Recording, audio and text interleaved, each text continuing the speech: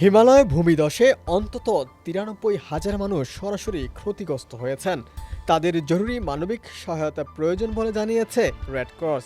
একই সঙ্গে ত্রাণ কর্মকর্তারা নতুন করে বন্যার আশঙ্কা করছেন।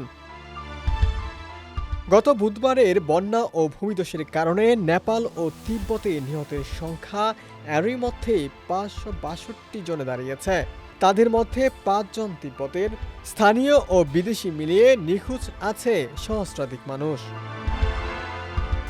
শুক্রবার আন্তর্জাতিক রেড ক্রস ও রেড ক্রিসেন্ট সোসাইটির ফেডারেশনের প্রতিনিধি দলের প্রধান ডেভিড ফিশার বলেন, আমাদের ধারণা অন্তত ৯৩,০০০ মানুষ ক্ষতিগ্রস্ত হয়েছেন। তাদের ব্যাপক সহায়তা প্রয়োজন। তবে আমরা দ্বিতীয় দফার বন্যা নিয়ে অত্যন্ত উদ্বিগ্ন।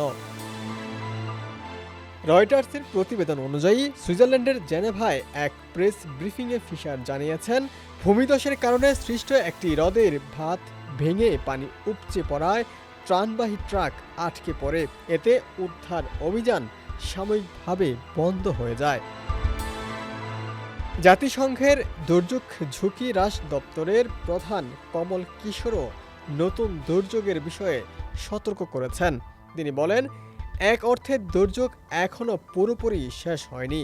কোনো কোনো দিক থেকে এটি এখনও ঘটেই চলছে।